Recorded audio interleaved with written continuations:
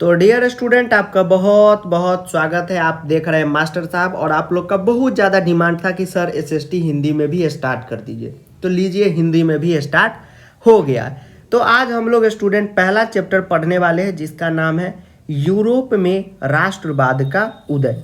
ठीक है स्टूडेंट, इतिहास मतलब कि हिस्ट्री का पहला चैप्टर आपका यही है, यूरोप में राष्ट्रवाद का उदय।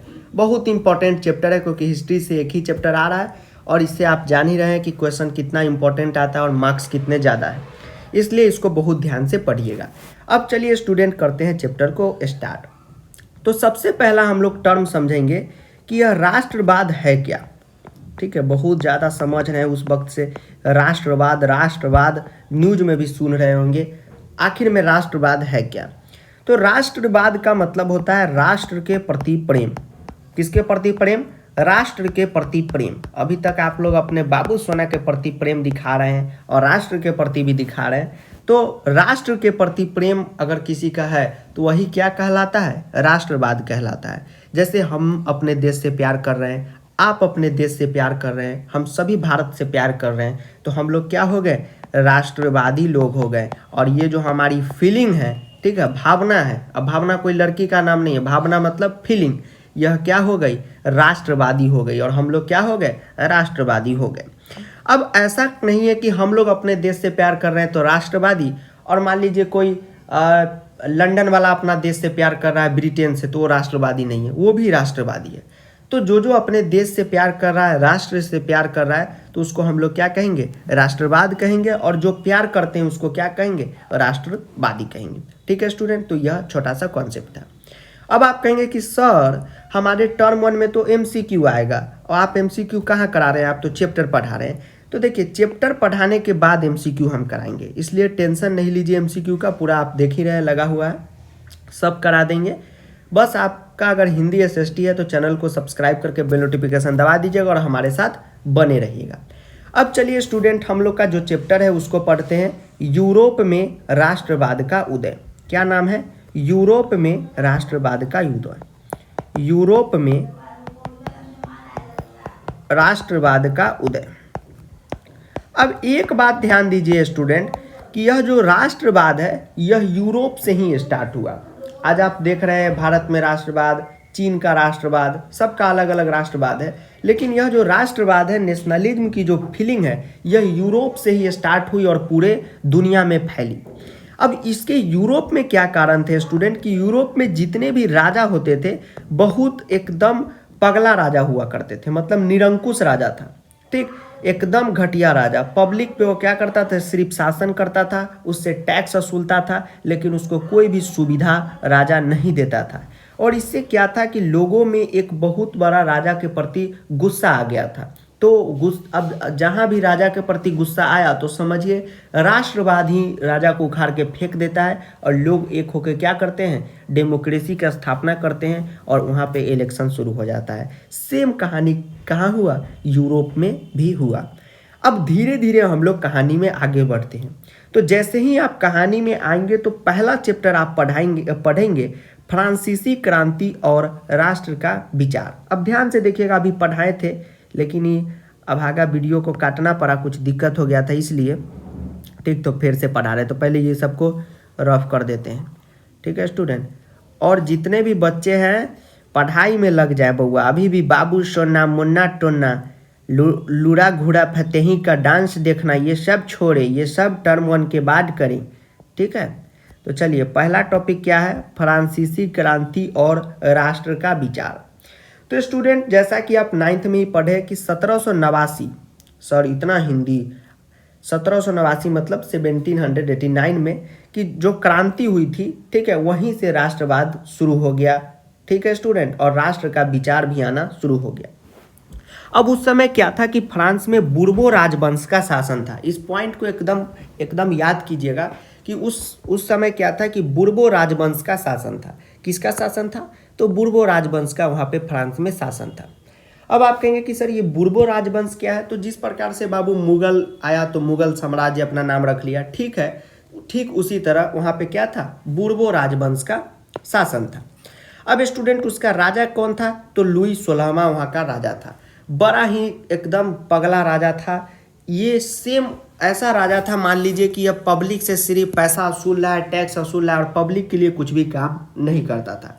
जितने भी फ्रांस के मजदूर या गरीब वर्ग के लोग थे वह लुई सोलामा से बहुत ज़्यादा क्या थे, परेशान थे, क्योंकि लुई सोलामा इनकी मदद न करके जो अमीर लोग थे फ्रांस के, जो मतलब कि बड़े बड़े लोग थे उनकी मदद करता था। और ऐसा यह क्यों करता था, क्योंकि राजा को जब भी पैसे की ज़रूरत हुई या कुछ भी चीज़ की ज़रूरत हुई तो यह जो वह लोग थे वो राजा की मदद करते थे, इसीलिए राजा उसका पक्ष लेता था। जैसे मान लीजिए कि अगर कोई अमीर व्यक्ति था फ्रांस का उस समय, लुई सोलामा के समय, अब मान लीजिए वो एक मर्डर कर दिया तो उसकी सज़ा माफ, और कोई मजदूर आदमी कर दिया ऐसा कांड तो उसको 7 साल की सज़ा हो गई। तो ऐसा काम वहाँ होता था, एक एग्जाम्पल हम दिए।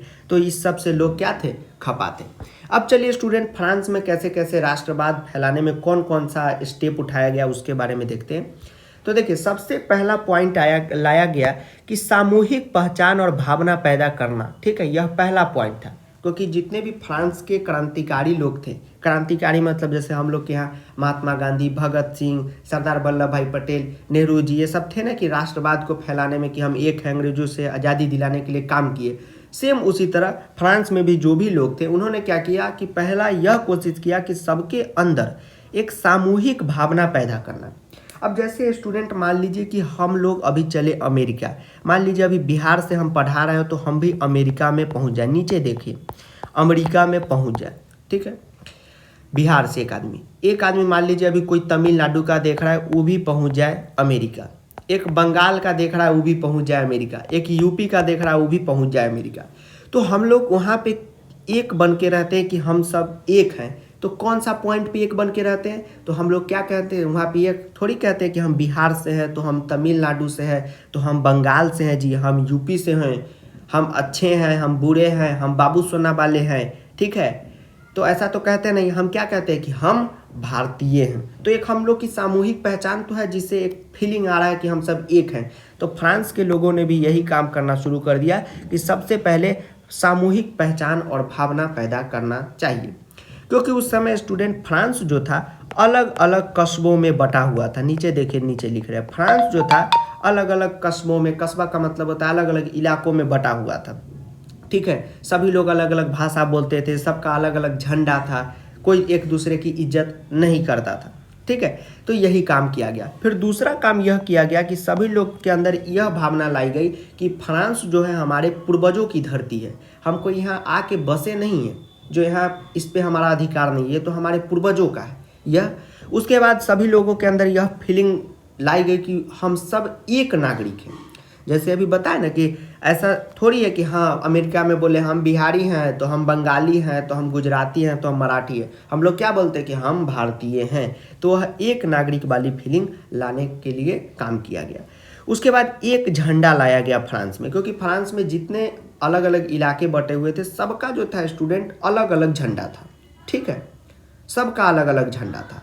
यहाँ पे क्या काम किया गया, फ्रांस का एक झंडा बनाया गया ताकि सभी लोग उसकी इज्जत करें। अब मान लीजिए अभी जैसे बिहार का मान लीजिए एक अलग झंडा रहता, ठीक, यूपी का एक अलग रहता, बंगाल का एक अलग रहता, ठीक है, तमिलनाडु का एक अलग रहता, तो क्या वह प्यार दिखता? नहीं दिखता। सभी लोग एक दूसरे के झंडे की इज्जत नहीं करते और सभी लोग अपने अपने झंडे की इज्जत करते। लेकिन अभी हम सब का झंडा क्या है, तिरंगा है, तो हम सभी लोग उसकी इज्जत करते हैं क्योंकि वह हम सब का है।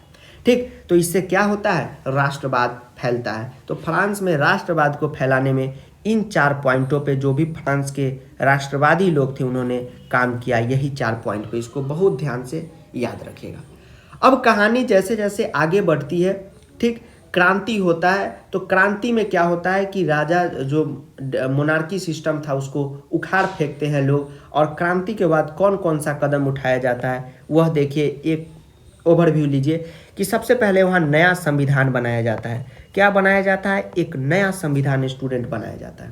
ठीक, अब उस संविधान में क्या होता है, संविधान में सभी लोगों को समान अधिकार दिया जाता है। जैसा कि आपको शुरुआत में ही बताया कि फ्रांस में अलग अलग सिस्टम था, जो मजदूर है उनको ज़्यादा सताया जाता था, जो अमीर है उनको कम सताया जाता था। अब जैसे मान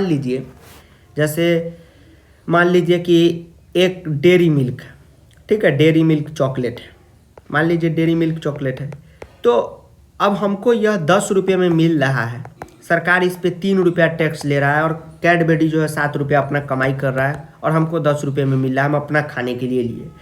अब मान लीजिए कोई अपना बाबू सोना के लिए डेयरी मिल्क ले, तो ऐसा अपने देश में थोड़ी नियम है कि अब वो बाबू सोना के लिए ले रहा है तो उस पर 5 रुपया टैक्स कर दो और 15 रुपया में उसको बेचे, ऐसा तो है नहीं, उसको भी 10 रुपया में मिल रहा है। तो यही लाया गया कि सबके लिए पहले समान अधिकार लाया गया, क्रांति के बाद ये सब कदम उठाया गया। उसके बाद सामंती व्यवस्थाओं की समाप्ति हो गई, जो भी वहाँ जमींदारी प्रथा, बेगारी प्रथा थी, सबको समाप्त कर दिया, क्योंकि उस समय जो अमीर लोग थे स्टूडेंट फ्रांस के, वो क्या करते थे, मजदूरों से काम करवा लिए, मन हुआ तो पैसा दिए, मन हुआ तो पैसा नहीं दिए। और उसके बाद जो नेशनल असेंबली बना, ये एक बहुत महत्वपूर्ण कदम फ्रांस में उठाया गया कि एक नेशनल असेंबली की क्या हुई, स्थापना हुई, जहाँ से जो जनता के चुने हुए प्रतिनिधि थे वहाँ बैठते थे और उनकी समस्याओं का क्या करते थे, निदान निकालते थे।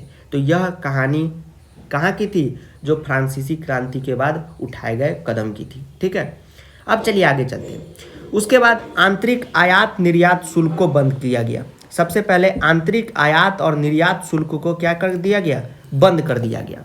अब यह क्या है वह समझने की कोशिश कीजिए स्टूडेंट। अब मान लीजिए कि अगर हम कोई एग्जाम्पल दे आपको, एक एग्जाम्पल आपको क्या दे, मोबाइल का दे देते हैं। अब मान लीजिए मोबाइल का एग्जाम्पल है, अगर आप मोबाइल कोई फ्लिपकार्ट या अमेजन से खरीदें, ठीक है, अमेजन या फ्लिपकार्ट से, तो मान लीजिए आप बिहार में खरीदिएगा और मोबाइल 9,000 में दे रहा है, तो यहाँ भी आपको 9,000 में देगा। कोई यूपी में खरीद रहा है, उसको भी 9,000 में देगा। तो यह जो फ्रांस में सिस्टम था, इसको लाया गया, मतलब कि एक देश है तो सभी जगह एक रंग का टैक्स लगेगा। फ्रांस में पहले ऐसे नहीं था। ठीक है, कस्टम ड्यूटी को क्या कर दिया गया, समाप्त, मतलब कि उसको सिस्टम को ठीक किया गया और समझिए तो आंतरिक आयात शुल्क जो है वह समाप्त ही हो गया। उसके बाद नाप तौल का नया पैमाना तय हुआ। पहले होता क्या था स्टूडेंट कि फ्रांस के किसी अलग इलाके में तौलने का कोई अलग सामान है, इधर इलाके में कुछ अलग है। जैसे मान लीजिए अब 1 केजी आप आलू लीजिएगा, 1 केजी आप आलू लेते हैं तो यूपी में भी उतना ही होगा 1 केजी आलू, और 1 केजी आलू बिहार में भी उतना ही होगा। तो वही नाप तौल का जो सामान है उसको पहले 1 किया गया। उसके बाद टैक्स 1 लगाया गया। ठीक है, जैसा कि अभी हमने आपको बताया कि टैक्स कैसे लगा, 1 टैक्स पूरे देश के लिए लगा। उसके बाद फ्रेंच को राष्ट्रीय भाषा घोषित कर दी गई, ये भी बड़ा कदम था। उसके बाद राष्ट्रवाद को फैलाने के लिए मर्सेले नाम का एक राष्ट्रगान भी उन्होंने बना दिया। ठीक है स्टूडेंट, और उसके बाद क्या किया, फ्रांस की जो मतलब जनता थी, सरकार थी, सब मिलके 1793 ईस्वी में लुई 16वां जो एक निरंकुश और क्रूर राजा था, उसको क्या कर दिया गया, फांसी दे दिया गया। यही कहानी थी कहाँ तक की, फ्रांसीसी क्रांति और राष्ट्र का विचार की। ठीक है स्टूडेंट, तो इतना आप समझ गए होंगे। अब चलिए ये सब पॉइंट आप याद करके चलिएगा। चलिए आगे चलते हैं। अब कहानी में आता है नेपोलियन बोनापार्ट। ठीक है, किसके अंकल थे, अब अंकल किसके थे सर, हमको क्या पता। कहानी में कौन आता है, नेपोलियन बोनापार्ट आता है कहानी में। नेपोलियन ने क्या किया, सबसे पहले 1799 में डायरेक्टरी का जो शासन चलता था फ्रांस में, उसको समाप्त कर दिया। किसका शासन चलता था, डायरेक्टरी का जो शासन चलता था, एक सिस्टम था वहाँ, उसको समाप्त कर दिया। और 1804 में फ्रांस का वो क्या बन गया, सम्राट बन गया। अब नेपोलियन स्टूडेंट शुरू में राजतंत्र को हटा के लोकतंत्र यानी कि डेमोक्रेसी की स्थापना के लिए आया था, लेकिन बाद में इसका यह क्या हो गया, वहीं का सम्राट बन गया और राजतंत्र स्थापित कर दिया। लेकिन इसने जनता के हित में बहुत सारे अच्छे काम किए। इसने सबसे पहला क्या काम किया कि 1804 ईस्वी में एक नागरिक संहिता लागू किया, जिसको नेपोलियन संहिता के नाम से भी जाना जाता है। अब संहिता में क्या क्या था वो समझिए। सबसे पहले संहिता क्या होता है यह समझिए स्टूडेंट। संहिता का मतलब होता है कि कोई भी कानून, कोई भी नियम या कानून को हम लोग संहिता कहते हैं। ठीक है, तो यह कौन लाया था, नेपोलियन लाया था, जिसको नागरिक संहिता के नाम से भी जाना जाता है। अब इस संहिता में क्या क्या था उससे पहले समझिए कि नेपोलियन ने कौन कौन से काम किए राष्ट्रवाद को फैलाने में, या जनता के लिए कौन कौन सा काम किया, उसको समझते हैं।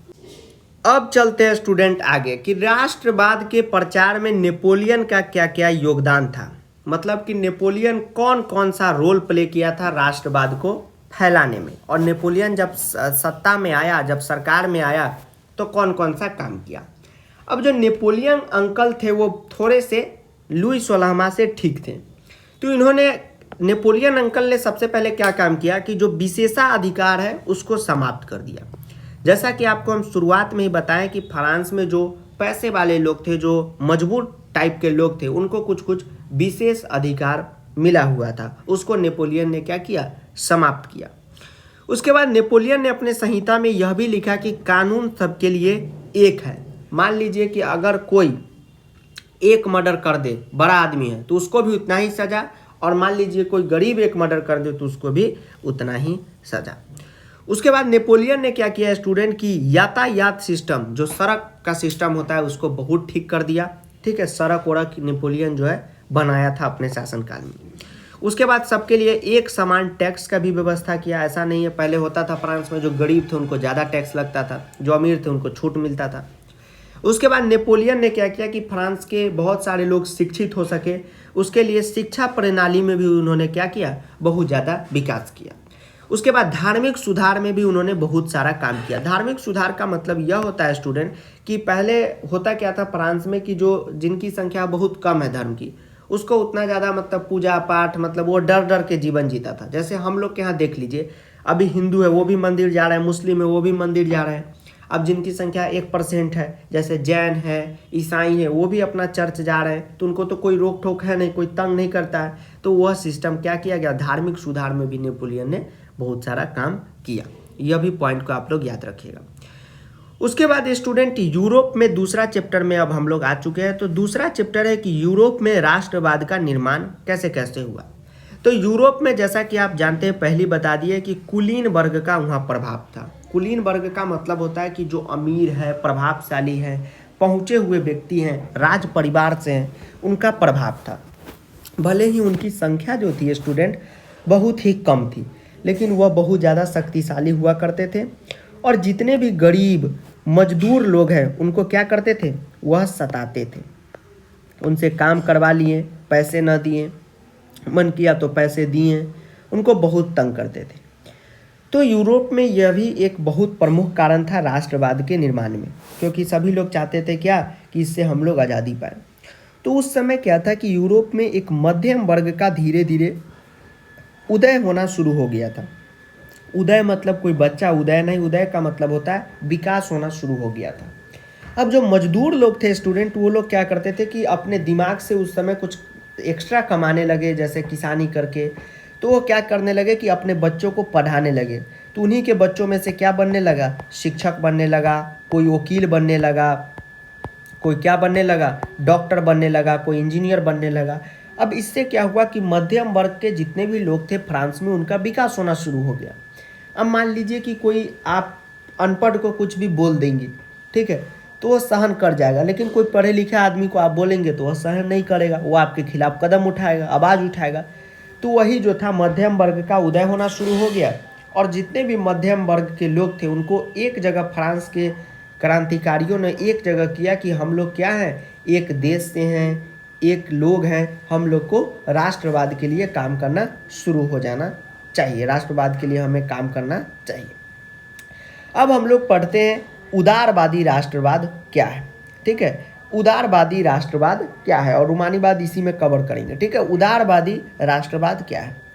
तो उदारवादी राष्ट्रवाद का मतलब होता है आज़ादी। अब जितने भी उदारवादी राष्ट्रवाद के समर्थक थे, मतलब जो चाहते थे कि उदारवादी राष्ट्रवाद हो, वह यह चाहते थे कि व्यक्ति के लिए स्वतंत्रता हो। ठीक है, ठीक, वह चाहते थे कि व्यक्ति क्या हो, स्वतंत्र हो, और सबके लिए एक कानून हो। इनका पहला डिमांड ये था। उसके बाद इनका कहना था कि जो निरंकुश राजतंत्र है, जैसे वो लुई 16वां था, पगला किसी के कंट्रोल में नहीं था, वह बंद हो और संविधान बने और प्रतिनिधि सरकार हो जो जनता द्वारा चुनी गई हो। यही उदारवादी राष्ट्रवाद के मायने थे। क्या मायने थे कि वह लोग तो आज़ादी चाहते ही थे, और उसके साथ यह भी चाहते थे कि व्यक्ति की स्वतंत्रता हो और सबके लिए क्या हो, एक कानून हो। ठीक, और जो निरंकुश राजतंत्र है, जो मतलब कि जनता पे शासन कर रहा है, जिस पे किसी का कंट्रोल ही नहीं है, वह बंद हो।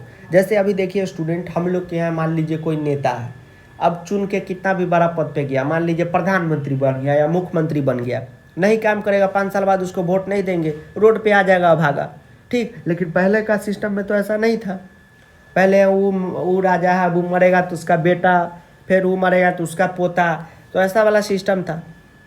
तो यही उदारवादी राष्ट्रवादी लोग जो थे वह चाहते थे कि यह सिस्टम क्या हो, बंद हो जाए, यह जो प्रथा है इसको समाप्त किया जाए। उसके बाद नेक्स्ट टॉपिक आता है कि आर्थिक उदारवादी का मतलब क्या होता है। तो आर्थिक उदारवादी का मतलब था मुक्त व्यापार।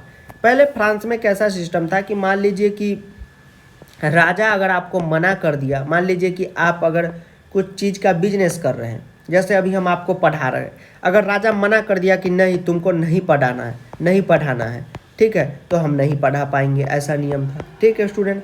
और इससे होता क्या था, यह करवाता कौन था, तो जितने भी फ्रांस के कुलीन वर्ग थे, मतलब कि जो अमीर लोग थे, वह क्या करते थे, जितने भी अमीर लोग हैं वह क्या करते थे, मान लीजिए कोई गरीब बिजनेस से बढ़ रहा है तो तुरंत राजा से मना करवा देते थे कि यह बिजनेस नहीं करे। ठीक। तो ये आर्थिक उदारवादी वाले सोच वाले लोग क्या चाहते थे कि मुक्त व्यापार हो और व्यापार में राजकीय नियंत्रण खत्म हो। इसी का मतलब यही होता है कि व्यापार जो हो रहा है उसमें राजा हस्तक्षेप नहीं करे। जैसे अभी मान लीजिए कि आपको कुछ भी बेचना हो, मान लीजिए कि आप एक मोबाइल की दुकान चलाते हैं तो आप पूरे देश में किसी को भी बेच सकते हैं। कोई आपको राजा रोकने जा रहा है, प्रधानमंत्री मोदी अंकल आपको रोकने जा रहे हैं? नहीं रोकने जा रहे हैं। ठीक है, हम वीडियो बना के आपको पढ़ा रहे हैं, क्या मोदी अंकल या हमारे यहाँ के नीतीश अंकल हमको रोक रहे हैं? नहीं रोक रहे। तो जिसको जो भी मन हो वह कर सकता है, कानून के अकॉर्डिंग वह तो सही है ही, लेकिन इच्छा शक्ति से तो कुछ कर रहे हैं। मान लीजिए अब हमको एक बिजनेस करना होगा, एक दुकान खोलना होगा, दुकान तो हम खोल सकते हैं, कहीं भी देश के कोने में कहीं भी व्यापार कर सकते हैं। वही यह लोग चाहते थे कि इसमें राजा का हस्तक्षेप न हो, मतलब राजा इसमें कुछ भी इंटरफेस ना करे कि हाँ यह मत करो तो यह करो, ये वाली बात। अब चलिए, अब उसके बाद जानते हैं कि 1815 के बाद एक नया रूढ़िवाद आया। ठीक है, अब रूढ़िवाद क्या होता है आगे समझते हैं। उससे पहले समझते हैं कि 1815 में वाटरलू जो युद्ध हुआ था उसके बाद क्या हुआ था, तो आपको पता ही है सारा चीज़ कि नेपोलियन अंकल हार गए थे और वियना की संधि हुई थी। अब यह वियना की संधि क्या है वह समझिए। तो वियना जो है ऑस्ट्रिया की क्या है, तो राजधानी है। अब मान लीजिए कि 4-5 देश दिल्ली में बैठ के एक मीटिंग करें कि हम लोग पूरे दुनिया में 10 करोड़ पेड़ लगा देंगे। ठीक, तो हम लोग उसको क्या कहेंगे, ट्रीटी ऑफ दिल्ली, यानी दिल्ली की संधि। ठीक है, तो यह कब हुआ था, तो 1815 ईस्वी में हुआ था, जब नेपोलियन अंकल बुरी तरह से हार गए थे। किन से, तो यह 4 देश है, ऑस्ट्रिया, ब्रिटेन, रूस, प्रसा, ये सब से मिलके नेपोलियन अंकल को ये चारों देश मिलके क्या कर दिए थे, हरा दिए थे। तो आपको पता होगा कि पहले जब युद्ध होता था तो कोई भी देश हार गया तो उसकी जितनी भी संपत्ति है उसका बंटवारा होता था, और युद्ध में जितना भी खर्चा हुआ वो भी हारे हुए देश से लेता था कि आप ही न लड़ने आए हैं, आप ही की वजह से न बर्बादी हुआ है। ठीक है, तो यही थी वियना की संधि। अब वियना की संधि कहाँ हुई थी, तो 1815 ईस्वी में वियना में हुई थी, जिसमें ऑस्ट्रिया, वो क्रिकेट वाला ऑस्ट्रेलिया, ग्लेन मैक्सवेल वाला नहीं समझिएगा, ऑस्ट्रिया एक अलग देश है, ब्रिटेन, रूस और प्रसा क्या किया था, इसमें पार्टिसिपेट किया था, मतलब भाग लिया था। अब हुआ क्या था सो देखिए।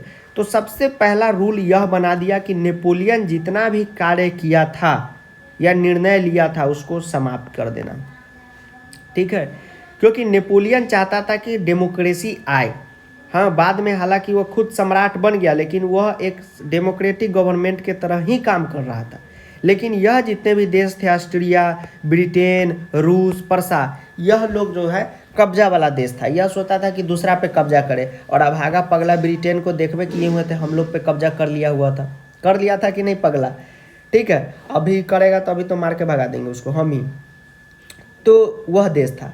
अब इसने संधि में क्या क्या निर्णय लिया गया, तो पहला निर्णय यही लिया गया कि जितना भी नेपोलियन जी काम किए हैं या नेपोलियन जी कुछ भी किए हैं उसको ख़त्म कर देंगे।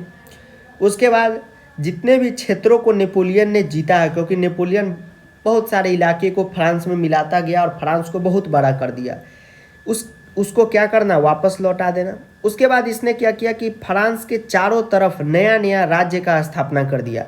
अब जैसे मान लीजिए स्टूडेंट कि नेपोलियन जो था, फ्रांस मान लीजिए ये है, ठीक, और तो मान लीजिए कि आप ही इसके राजा हैं, नेपोलियन जी आप ही हैं, तो आप क्या कर रहे हैं, धीरे धीरे अगल बगल वाले राज्य को जीत के अपने में मिला रहे हैं।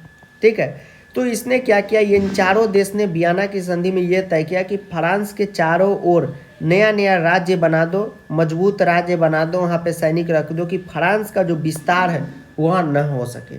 मान लीजिए कि अगर हमको ए है भारत, और बीच में मान लीजिए कि ये आ गया चाइना आ गया, और इधर आ गया पाकिस्तान आ गया, ठीक है, बी मान लीजिए इसको। अब हमको पाकिस्तान को अपने में मिलाना है तो पहले तो चाइना को भी मिलाना पड़ेगा। तो वही था कि ऐसा न हो, भारत का विकास न हो, मतलब कि भारत बढ़ेगा नहीं। तो उसी तरह फ्रांस में क्या किया गया कि फ्रांस का विस्तार न हो, फ्रांस अपने सब और अगल बगल के इलाके को अपने में मिलाए, न अलग अलग देशों को अपने में न मिलाए, इसलिए चारों तरफ नया नया राज्य का क्या कर दो, घेरा डाल दो। उसके बाद नेपोलियन जिसको जिसको हराया था उसी को इन्होंने क्या किया, वहाँ पे राजा घोषित कर दिया। नेपोलियन जिसको जिसको हरा के जिस देश के राजा को अपने में मिला लिया था देश को, वहाँ उस देश को नेपोलियन से फिर छीन के ये ऑस्ट्रिया, ब्रिटेन, रूस और प्रसा उसको राजा बना दी और कही कि तुम शासन करो और हमको क्या दो, पैसा दो, टैक्स दो। ठीक है, अब आगे चलिए। तो यही कहानी थी वहाँ की। उसके बाद अब कहानी में आता है ट्विस्ट। तीसरा चैप्टर है क्रांतियों का युग 1830 से लेकर 1848 तक। अब तीसरा चैप्टर पढ़ते हैं जिसका नाम है क्रांतियों का युग, यानी कि 1830 से लेकर 1848 के बीच। अब आप कहेंगे कि सर तीसरा चैप्टर, पहला चैप्टर पढ़ा रहे, तो आपको पता होगा कि यूरोप में राष्ट्रवाद टोटल बहुत सारे चैप्टर में बटा हुआ है जो 1 बाय 1 हम आपको पढ़ा रहे हैं। तो जैसा कि आप जानते हैं कि फ्रांस में जुलाई क्रांति हुई, ठीक है, एक क्रांति हुई जिसको जुलाई क्रांति के नाम से जाना जाता है। क्या हुआ, फ्रांस में जुलाई क्रांति हुआ, जुलाई क्रांति हुआ, ठीक है स्टूडेंट। क्रांतियों का युग है तो क्रांति ही ना होगा कि बाबू सोना होगा। क्या हुआ, फ्रांस में जुलाई क्रांति हुआ। आपको पता है कि नेपोलियन अंकल हार गए तो कौन राजा बना, एक एक पॉइंट याद करते चलिए। लुई 18वां वहाँ का राजा बन गया। अब आपको जैसा कि पता है कि फ्रांस के जितने भी राजा हुआ करते थे वो लोग क्या थे, जो भी मजदूर गरीब है उस पर शासन करते थे, उस पर अपना मतलब कि प्रभाव डालते थे, और जितने भी अमीर लोग थे उनका फायदा पहुंचाते थे। तो लुई 18वां ने सबसे पहला काम किया कि ना, अब जो हमारा पिछला बाप दादा काम किया अगर हम भी वह काम करेंगे तो यह ठीक बात नहीं होगा, हम राजगद्दी पे नहीं रह पाएंगे। तो उसने सबसे पहला काम यह किया कि तालमेल बैठाना शुरू कर दिया। तालमेल बैठाना शुरू कर दिया, ताल से ताल मिलाया, किससे, तो जितने भी अमीर लोग हैं गरीब लोग हैं उनके बीच तालमेल बैठाना शुरू कर दिया। जैसे अभी हम लोग के देश में देख रहे हैं कैसे अमीर गरीब के बीच तालमेल है कि नहीं है। कोई लोग मान लीजिए कि एक गरीब का घर है इतना छोटा और कोई अमीर का घर है इतना बड़ा, और मान लीजिए गरीब भी कुछ कमा रहा है तो अमीर इसका बंद थोड़ी करवा दे रहा है राजा को कह के, दोनों तो बातचीत आपस में कर ही रहा है, भले अंदर में कुछ भी जलन हो, ठीक, बातचीत तो आपस में हो रहा है। तो इसी तालमेल को क्या किया, लुई 18वां ने बैठाया। उसके बाद इसने दूसरा सबसे बड़ा काम किया कि संविधान में सुधार किया। जैसे संविधान में पावर था कुछ ज़्यादा अमीर लोगों को, ठीक, उसमें ये इन्होंने क्या किया, सबसे पहले सुधार करना शुरू कर दिया। अब उसके बाद बेचारा लुई 18वां क्या होता है कि 1824 में मर जाता है। 1824 में यह क्या होता है, मर जाता है। और इसके ठीक मरने के बाद ये जितना भी नोट्स है ये सब टेलीग्राम पे आपको दे देंगे। बाप रे, इसके ये तो मर गया, अब आप कहिएगा कि सर ये मरेगा तब दीजिएगा, ऐसा नहीं है, मतलब कि दे दिए रहेंगे, ठीक। अब इसके ठीक मरने के बाद 1824 में एक राजा वहाँ बनता है फ्रांस में जिसका नाम रहता है चार्ल्स दसम, ठीक है, दसम, चार्ल्स दसम, ठीक है स्टूडेंट। अब यह लुई 18वां से पगला था, यह पिछले राजाओं की तरह क्या था, निरंकुश था। तो इसने क्या किया कि जितने भी चर्च के लोग हैं या पैसे वाले लोग हैं उसको क्या कर दिया, ताकत देना शुरू कर दिया, उसको ताकत देना स्टार्ट कर दिया या ताकत दिया, ठीक है, ताकत दिया। चार्ल्स दसम भागा। उसके बाद इसने क्या किया कि जितने भी उदारवादी लोग थे उसको मरवाना शुरू कर दिया, उदारवादी लोग को मारना स्टार्ट कर दिया खोज के। अब उदारवादी क्या होता है तो आपको अभी पता है, जो चाहते थे कि स्वतंत्रता हो, लोगों की द्वारा चुनी जाने वाली सरकार हो, इस सब लोगों को क्या कर दिया, मारना शुरू कर दिया। क्योंकि उसको पता था कि जहाँ भी अगर कुछ स्टार्ट होगा, मतलब कि आंदोलन, नेशनलिज्म, तो हमारा सरकार क्या हो जाएगा, हमारा राजतंत्र हट जाएगा। इसलिए उसके बाद इसने क्या किया कि अखबार और भाषण पे प्रतिबंध कर दिया। अखबार और भाषण को इसने प्रतिबंधित कर दिया, मतलब कि इस पे पाबंदी लगा दी, भाषण पे पाबंदी लगा दी। किसकी बंदी? पाबंदी लगा दी। इसका कहना था कि जो भी अखबार है वो राजा की बड़ाई छापना है तो छापो कि हाँ पूरा राज एकदम खुश है, एकदम राजा ये है वो है। और जितने भी लोग भाषण देते थे उसको बताता था कि अगर राजा की बड़ाई में भाषण देना है तो दो, न तो भागो यहाँ से। ठीक, तो यह काम चार्ल्स दशम ने किया। उसके बाद चार्ल्स दशम एक और काम करता है। क्या काम करता है? 1830 में यह अभागा क्या करता है कि एक पोगलिक नामक व्यक्ति को अपना प्रधानमंत्री घोषित कर देता है। पोलिगनेक नामक व्यक्ति को, ठीक है, पोलिगनेक नामक व्यक्ति को अपना क्या कर देता है? प्रधानमंत्री घोषित कर देता है, प्रधानमंत्री बना दिया। किसको? पोलिंगनेक को। ठीक है, पोलियो नहीं मारा था इसको, पोलिंगनेक को क्या कर दिया? प्रधानमंत्री बना दिया। अब ये जो था उसका जितना भी बचा खुचा कसर था अब ई पूरा कर दिया।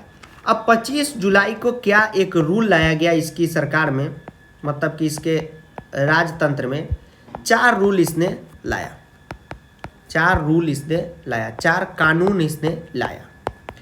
अब इसका जो है स्टूडेंट बहुत भारी पैमाने पे विरोध हुआ क्योंकि यह जनता के क्या था? हित में नहीं था। तो 26 जुलाई को, ध्यान से ये सब इसलिए लिख लिख के बता रहे क्योंकि इससे क्वेश्चन आता है, इसलिए आपको एकदम ध्यान में रहे। 26 जुलाई को जितने भी किसान थे,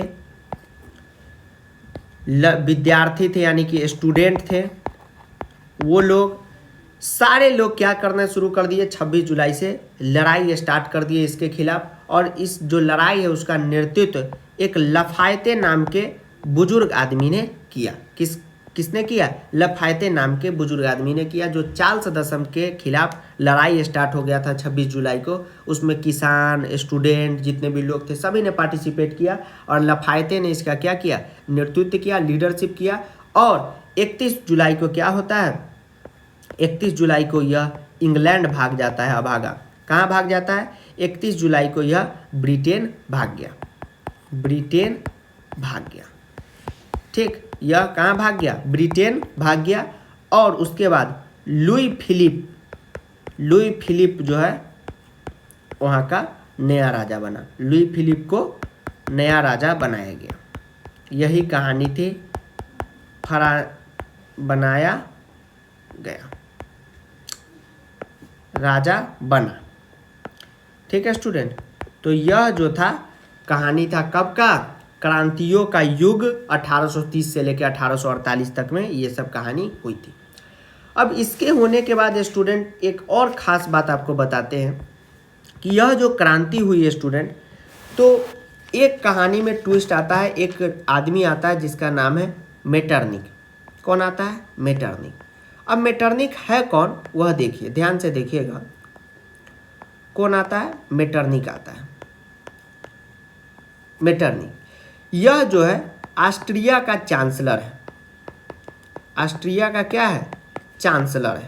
चांसलर मतलब जैसे अभी भी आप देखिएगा जर्मनी में जो राष्ट्राध्यक्ष होते हैं, जैसे हम लोग के यहाँ प्रधानमंत्री, तो सबके यहाँ क्या होता है? चांसलर होता है। यह राष्ट्रवाद का एकदम विरोधी था। इसके पे पॉइंट जितना है इसको नोट कीजिएगा कि राष्ट्रवाद का विरोधी था। क्यों विरोधी था? क्योंकि यह हमेशा चाहता था कि लोगों में राजतंत्र रहे। और पूरे यूरोप में जहाँ भी आज़ादी के लिए लड़ाई होता था तो उसको दबाने के लिए यह मुफ्त में सबकी मदद करता था कि लीजिए ना मेरा सेना, एकदम हम भेज दे रहे हैं। क्योंकि यह जानता था कि अगर यूरोप में कोई भी देश में डेमोक्रेसी आया तो धीरे धीरे फैल के पूरे ऑस्ट्रिया में आ जाएगा। और ऐसा क्यों होता है? जैसे मान लीजिए कि अगर एक हम एग्जाम्पल देते हैं, अगर आपका इतना बड़ा मोहल्ला है और इसमें किसी लड़के ने एक बाबू रख लिया, बाबू सोना, मान लीजिए कोई राहुल नाम का लड़का बाबू सोना एक रख लिया, तो देखिएगा कि पूरा मोहल्ला जो है इसके पिताजी के पीछे लग जाता है कि अपना बेटा को समझा लीजिए, पूरा मोहल्ला को बर्बाद कर देगा। तो क्यों बर्बाद कर देगा? तब इसको देख के बगल वाला भी बाबू सोना रख लेगा, इसके बगल वाला भी रख लेगा। तो वही मेटरनिक जानता था कि अगर यूरोप में राष्ट्रवाद कहीं भी किसी भी देश में आया तो यह पूरे यूरोप में आ जाएगा और ऑस्ट्रिया में भी आ जाएगा और हमारा जो राजगद्दी है वो चला जाएगा। और इसका एक ही मतलब था कि सिर्फ और सिर्फ क्या करो? तो लोगों पे शासन करो। इसका मेटरनिक का यही कहना था कि लोगों पे शासन करो। उसके बाद 1815 से लेकर 1848 का जो युग होता है उसको मेटरनिक युग के नाम से भी जाना जाता है। ये भी एक बहुत इंपॉर्टेंट पॉइंट है, इसको नोट करिएगा कि मेटरनिक युग के नाम से भी जाना जाता है। अब मेटरनिक एक बात कहता था कि अगर फ्रांस छींक भी देगा तो पूरे यूरोप को सर्दी जुकाम हो जाएगा। यह मेटरनिक ने एक बार कहा था कि फ्रांस अगर छींक भी देता है तो पूरे यूरोप को सर्दी जुकाम हो जाएगा। इसका मतलब होता है कि मान लीजिए कि अगर फ्रांस में कोई भी कांड हुआ तो पूरे यूरोप में होगा। अगर फ्रांस के लोग आंदोलन करना शुरू कर दिए तो यूरोप के जितने भी लोग हैं वो भी आंदोलन करना शुरू कर देंगे। यह किसने कहा था? मेटरनिक ने कहा था। और यह जो बाबू जुलाई क्रांति हुआ था, फिर वापस आपको लाते हैं, फ्रांस का जो ये जुलाई क्रांति हुआ था इसका प्रभाव पड़ा था क्योंकि यह फ्रांस में हुआ था और इसके देखा देखी क्या होने लगा कि यूरोप में स्पेन में भी आंदोलन शुरू हो गया। कहाँ आंदोलन शुरू हो गया?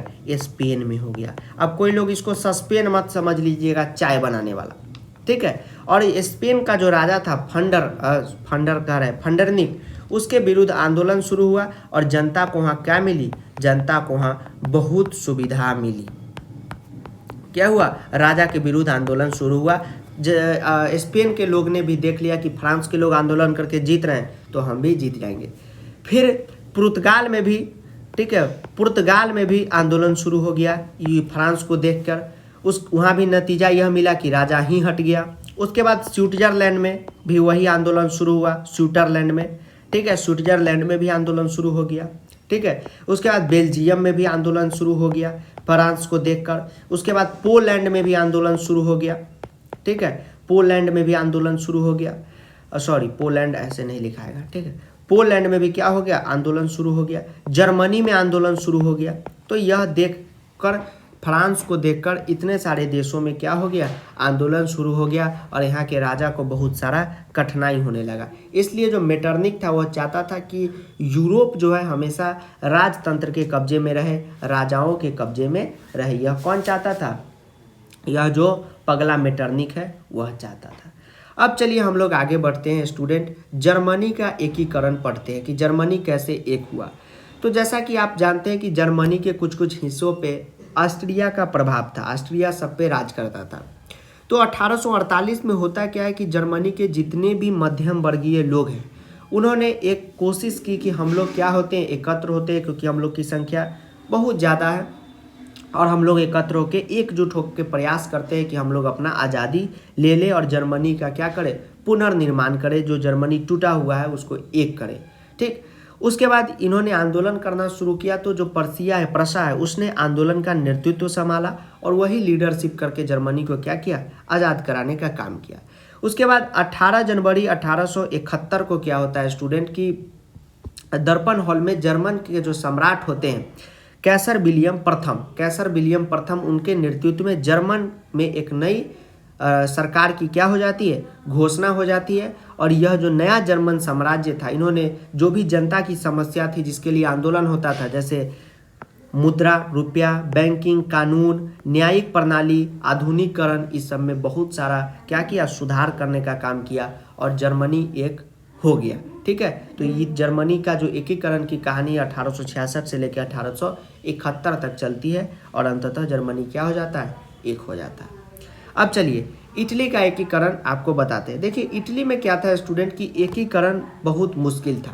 क्यों मुश्किल था? क्योंकि इटली जो था बहुत सारे पार्टों में डिवाइड था और जो बीच का पार्ट था, सेंट्रल पार्ट, मध्य पार्ट मतलब जैसे मान लीजिए कि ए है इटली ऐसा, और यह बी है और यह सी है। तो यह जो बीच का पार्ट था यह पोप के कब्जे में था। अब पोप कभी नहीं चाहता था कि यह पूरा इटली एक हो। ए भी भले भले किसी किसी मुद्दे पे चाह लेते थे कि दोनों को एक कराए, लेकिन यह जो पोप का अधीन का पार्ट था यह डिस्टर्ब करता था, ठीक है। तो बहुत सारा क्रांति हुआ इटली में एक करने के लिए, ठीक है। उसमें एक नायक निकले मेजनी, ठीक है, मेजनी, जिन्होंने कार्बोनरी संगठन में सदस्यता ली। उसके बाद यंग इटली, यंग यूरोप का निर्माण किया। तो मेजनी थे हमारे भगत सिंह के तरह, मतलब कि सीधा हमला करेंगे और जीत लेंगे, ठीक है। लेकिन ऐसा होता नहीं था क्योंकि इटली में जो भी राजा थे वो बहुत ज़्यादा शक्तिशाली थे। तो एक गांधी जी की तरह वहाँ पे आदमी था काउंट काबुल। तो उसको पता था कि भाई हम लोग तो मतलब कि ऐसे इटली को एक करा नहीं सकते, क्योंकि जो राज कर रहा है उसके पास हमसे ज़्यादा सैनिक है, हमसे ज़्यादा बंदूक है, ठीक है। तो काउंट काबूर ने क्या कहा कि जो भी कोई राजा है या कोई भी दल है सेना का जो चाहता है कि इटली को एक करे, तो आइए एक हमको कर दीजिए। यह काउंट काबूर का सोच था। मेजनी का यह सोच नहीं था। मेजनी चाहता था कि हम अकेले दम पे क्या करें, पूरे इटली को एक करा ले। अंत में काउंट काबूर का जो प्रयास था वो सफल हुआ, ठीक है। काउंट काबूर का प्रयास सफल हुआ और जो विक्टर इमैनुअल था उसके नेतृत्व में इटली एक हो गया और विक्टर इमैनुअल ने काउंट काबूर को क्या बना दिया, इटली का मुख्यमंत्री, प्रधानमंत्री उस समय जो भी था वो घोषित कर दिया। उसके बाद विक्टर इमैनुअल ने क्या किया, तो आपको इटली में सरकार की स्थापना की और उसके बाद रोम को इटली का राजधानी घोषित कर दिया। तो ये थी इटली की एकीकरण की कहानी, जो हमने आपको एक छोटा सा ओवरव्यू आपको दे दिया। अब आप आगे पढ़ेंगे तो एक टॉपिक आता है राष्ट्रवाद और साम्राज्यवाद। उससे पहले आता है राष्ट्रवाद और राष्ट्र की दृश्य कल्पना। ध्यान से देखिएगा, राष्ट्रवाद, राष्ट्र की दृश्य कल्पना। अब देखिए स्टूडेंट, यह दोनों जो टॉपिक है 1 मिनट का टॉपिक है। होता क्या है यह देखिए, जैसे स्टूडेंट अभी आप देखते हैं कि राष्ट्र की दृश्य कल्पना में उस समय फ्रांस के लोगों ने और कलाकारों ने बहुत सारा योगदान दिया। जैसे हम लोग के यहाँ है ना, भारत माता की तस्वीर बनाई कि हम लोग एक हैं। जैसे ही भारत माता आता है तो होता है ना कि हाँ हम भारत के हैं, ये हमारी माता है, हम सबकी माता है। तो उसी तरह फ्रांस के भी कलाकारों ने, यूरोप के भी कलाकारों ने 18वीं शताब्दी और 19वीं शताब्दी में बहुत सारा मेहनत करके बहुत सारा चित्र बनाया, जर्मेनिया का चित्र बनाया, ताकि लोगों को वह चित्र दिखा के एक करने का काम करे, ठीक है स्टूडेंट। तो इसी को कहते हैं राष्ट्र की दृश्य कल्पना। अब नेक्स्ट टॉपिक हमारा आता है राष्ट्रवाद और साम्राज्यवाद। तो राष्ट्रवाद का मतलब होता है क्या, ध्यान से देखिएगा। राष्ट्रवाद का मतलब तो आप समझ ही गए, नेशनलिज्म होता है। और साम्राज्यवाद का मतलब होता है कि अपना डेवलपमेंट करना, मतलब अपना साम्राज्य फैलाना। तो जो भी यूरोप के उस समय शक्तिशाली देश थे, जैसे रूसिया कह रहे, रशिया, ब्रिटेन, ये जर्मनी, ये लोग क्या करने लगे कि राष्ट्रवाद के आड़ में, मतलब कि राष्ट्रवाद के मतलब नेतृत्व में राष्ट्रवाद का फायदा उठाकर अपना साम्राज्यवाद फैलाना शुरू कर दिए। और जो भी बाल्कन का इलाका था, छोटे छोटे देश थे, उस पर समझिए तो इन्होंने कब्जा करना शुरू कर दिया, ठीक है। राष्ट्रवाद के मतलब कि राष्ट्रवाद को ध्यान में, राष्ट्रवाद का गलत फायदा उठा के, ठीक। राष्ट्रवाद है, ठीक है, अपने देश से प्यार कीजिए, अच्छी बात है, लेकिन इन्होंने क्या किया कि अंत में साम्राज्यवाद को फैलाना शुरू कर दिया।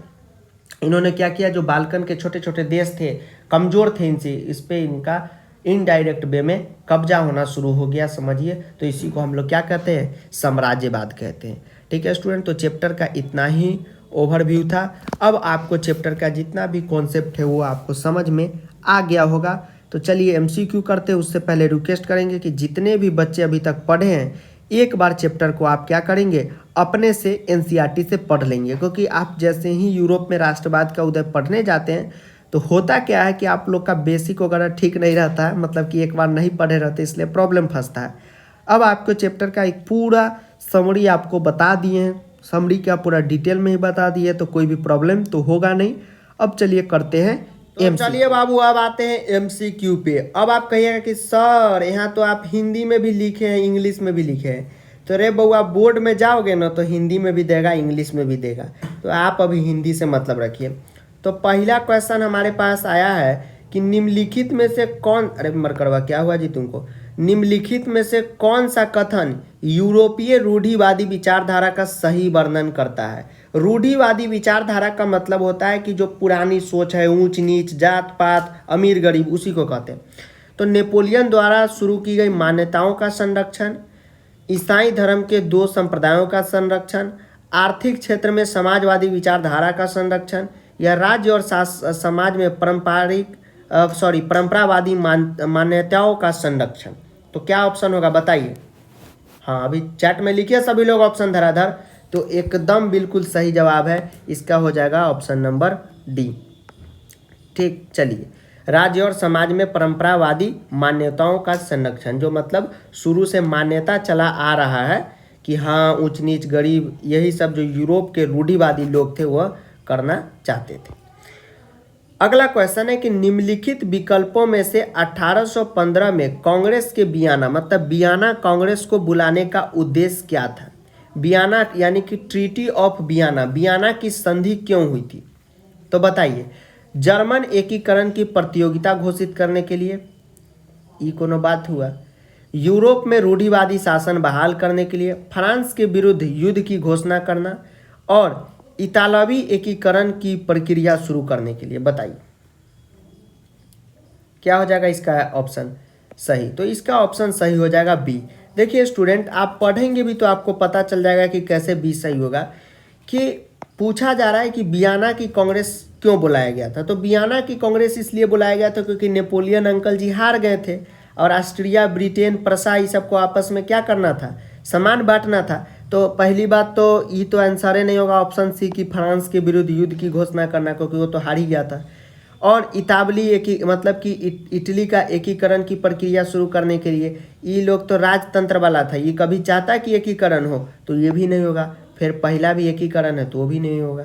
ठीक है, तो अब आगे चलते हैं। अब तीसरा क्वेश्चन है कि वियना की कांग्रेस मतलब वियना की संधि में रूढ़िवादियों ने किस पर ध्यान केंद्रित किया? विकल्प का चयन करें। तो क्या आंसर हो जाएगा? यूरोप में शांति और स्थिरता को फिर से स्थापित करने के लिए, या यूरोप में समाजवाद की स्थापना के लिए, या फ्रांस में लोकतंत्र की शुरुआत करने के लिए, ऑस्ट्रिया में एक नई संसद की स्थापना करना। बताइए इसका आंसर क्या होगा? बहुत सिंपल क्वेश्चन है। तो आपको पता है कि वियना की कांग्रेस में जो ब्रिटेन है, पगला इंग्लैंड, वो सब मिल के क्या किया था, यह कोशिश करेगा कि यूरोप में यह कोशिश करेगा कि कैसे डेमोक्रेसी की स्थापना हो, समाजवाद की स्थापना हो। समाजवाद का मतलब होता है जिसपे समाज का अधिकार हो। कभी नहीं चाहेगा, संसद स्थापना करना था ही नहीं। फ्रांस में लोकतंत्र करने के लिए, तो राजतंत्र चाहता था। तो इसका सही आंसर क्या हो जाएगा कि यूरोप में शांति बहाल हो और राजा के खिलाफ कोई भी आंदोलन वगैरह ना हो, सब शांति से रहें। अगला क्वेश्चन, वियना की कांग्रेस ने यूरोप में शांति कैसे सुनिश्चित की? उपयुक्त विकल्प का चयन करें। वियना की जो संधि हुई थी, कांग्रेस का मतलब कांग्रेस पार्टी, राहुल जी का मत समझिएगा, इसका मतलब हुआ संधि, ट्रीटी। ठीक है, तो कांग्रेस का मतलब होता है कोई बैठक होता है तो उसको कांग्रेस कहा जाता है। तो बताइए क्या होगा चौथा का? तो इसका बिल्कुल सही हो जाएगा कि यूरोप के जितने भी महाशक्ति देश थे उनके बीच सही से संतुलन स्थापित करना, ताकि सभी लोग एक दूसरे का सहयोग करें और राजतंत्र चलता रहे। अगला क्वेश्चन है कि नेपोलियन के बाद फ्रांस में किस राजवंश की पुनर्स्थापना हुई? तो बुर्बो राजवंश की पुनर्स्थापना हुई। ठीक है, बॉर्बन बिस्कुट मत समझिएगा। ठीक है, बुर्बो राजवंश इसको हिंदी में हम लोग कहते हैं। ठीक, मेजनी तो इटली का था, बोध तो होगा नहीं, तो ऑप्शन ए यहाँ दिया भी है, तो बुर्बो राजवंश हो जाएगा। आगे बढ़िए। अगला क्वेश्चन है कि फ्रांस में 1804 में नागरिक संहिता को आमतौर पर किस संहिता के नाम से जाना जाता है? तो आपको पता होगा कि नेपोलियन संहिता या नेपोलियन कोड वही चीज़ है, कोड को संहिता कहते हैं, के नाम से भी जाना जाता है। तो ऑप्शन नंबर क्या हो जाएगा? बी हो जाएगा। आगे बढ़िए। नेपोलियन कोड निम्नलिखित में से किस क्षेत्र में निर्यात किया गया था? नेपोलियन कोड किस क्षेत्र में निर्यात किया गया था? ठीक, the Napoleon code was exported to which of the following regions? England, Spain मतलब Spain, region under French control, ठीक, पोलैंड। तो आपको पता होगा कि फ्रांसीसी नियंत्रण के अधीन जितने भी क्षेत्र थे वहाँ काम किया गया था। आगे मैच करना है फॉलोइंग। तो आप बताइए सिविल कोड मतलब क्या? नेपोलियन कोड को क्या कहते हैं? सिविल कोड भी कहते हैं क्या? नागरिक संहिता। चलिए उनमें मैच कीजिए, तो क्या हो जाएगा? 3.3 का ए हो जाएगा, 1 का सी हो जाएगा नेपोलियन कोड मतलब संहिता। चलिए 2 का डी हो जाएगा, बिल्कुल सही। आगे बढ़ते हैं। 5वां कह रहा है कि नेपोलियन द्वारा गिल्ड प्रतिबंध हटा दिए गए थे। नेपोलियन ने क्या गिल्ड प्रतिबंध हटा दिया था? सही या गलत? तो एकदम टुरू है, सच है, ये सच्चो बात है। आगे बढ़िए। 5वां है एसेशन रीजन। 5वां कहता है कि राष्ट्रवाद का विकास केवल युद्धों और क्षेत्रीय विस्तार के माध्यम से नहीं हुआ। उसके बाद इसका रीजन दे रहा है कि राष्ट्र के विचार को बनाने में संस्कृति ने महत्वपूर्ण भूमिका निभाई। कला और कविता, कहानियों और संगीत ने राष्ट्रवाद को व्यक्त करने के आकार देने में मदद की। तो इसका क्या हो जाएगा बताइए। हाँ, दोनों बातें सही है, तो क्या हो जाएगा, ऑप्शन ए हो जाएगा। छठा का, यूरोप में बड़ी आर्थिक कठिनाइयों का वर्ष था, कारण बताइए। कारण क्या क्या दिया है, रीजन। तो राष्ट्रीय सभा ने 21 वर्ष से ऊपर के सभी वयस्कों को मताधिकार प्रदान करने वाले गणतंत्र की घोषणा की और काम करने का अधिकार की गारंटी दी। तो बताइए, एकदम आसान सा क्वेश्चन है छठा का। चलिए, जिनका जवाब बी है बहुत सही। चलिए आगे बढ़िए। हु सेड वेन फ्रांस एसनी, छोड़िए, किसने कहा था कि जब फ्रांस छींकता है तो बाकी यूरोप को सर्दी लग जाती है। तो मेटरनिक ने कहा था। कहाँ है मेटरनिक जी, यहाँ पे ड्यूक मेटरनिक ने यह बात कहा था कि अगर फ्रांसवा छींकागा, ठीक है, तो पूरा यूरोप को सर्दी बुखार हो जाएगा और सबको पैरासीटामोल खाना होगा। क्या खाना होगा, पैरासीटामोल। ये ऐसी बोल दिए है, ये सिलेबस में नहीं है, तो इसका आंसर डी हो जाएगा। क्योंकि मेटरनिक इस मतलब कि इस पॉइंट पे कहा था कि अगर फ्रांस में कुछ भी हुआ आंदोलन वगैरह तो यह पूरे यूरोप में होगा। 10 का बताइए। प्रसिया यानी कि प्रसा द्वारा ट्रैफिक बाधाओं को समाप्त करने के लिए कौन सा संघ बनाया गया था। तो आपको पता होगा, जोलेबरीन नाम का एक मतलब कि संस्थान वो बनाया था ताकि सभी जो टैक्स वगैरह की जितना भी सिस्टम है उसको ठीक करे और लड़ाई झगड़ा न हो, सरकार राजा के खिलाफ आंदोलन न हो। आगे बढ़िए। 11 नंबर, जंकर कौन थे। तो इसका क्या हो जाएगा, बड़े जमींदार को कहते थे जंकर। 12 नंबर, निम्नलिखित में से किसे यंग इटली नामक गुप्त समाज का गठन किया। यंग इटली अभी बताए हैं, तो कौन किया था, मेजनी किया था। ठीक है, तो आपको बताओगा कि मेजनी का पूरा नाम ये था। ठीक, तो ये मेजनी का है। ठीक है, ये दोनों एक ही जगह लिखना चाहिए, इसको अलग अलग कंप्यूटर से कर दिया है और हिंदी में नहीं लिखा है, मेजनी। Option number B. 13 का है, बाल्कन क्षेत्र का एक बड़ा हिस्सा किसके नियंत्रण में था। बुक में भी दिया हुआ है, पढ़ भी लीजिएगा, इसे हम टेलीग्राम पे भी दे देंगे। ओटोमन एम्पायर के कब्जे में इसका हिस्सा था। आगे बढ़िए। चलिए, तो इतना ही एमसीक्यू स्टूडेंट आज के लिए है। अब मुझे लगता है कि चैप्टर पढ़ने के बाद एकदम आप एमसीक्यू कर रहे होंगे, तो इसी तरह का क्वेश्चन आपको बोर्ड में मिलेगा। अब आपको टाइम आ गया है कि आप एक बार खुद से बुक को पढ़ें, क्योंकि आप लोग हमको बहुत ज़्यादा रिक्वेस्ट कर रहे थे कि सर हिंदी एसएसटी पढ़ाइए, कोई नहीं पढ़ाता है सर, आप ध्यान दीजिए। तो हम आप पढ़ा दिए। अब आपकी जिम्मेदारी बनती है कि आप अपने से एक बार सेल्फ स्टडी करेंगे। जिसको जहाँ भी प्रॉब्लम होगा वहाँ क्या करेंगे, क्वेश्चन एनालाइज करेंगे और वीडियो को दोस्तों के साथ एक बार शेयर करेंगे और बाबू के साथ 2 बार करेंगे। धन्यवाद। ठीक है स्टूडेंट, और एग्जाम से एक दिन पहले 500 प्लस एमसीक्यू का क्लास होगा, उसके लिए टेंशन नहीं लेना। लेकिन एमसीक्यू से पहले कॉन्सेप्ट क्या है, जरूरी है। तो कॉन्सेप्ट जरूरी है, अब मिलना मजबूरी है। तो जाइए बाबू सोना से मिलिए, आज का काम खत्म।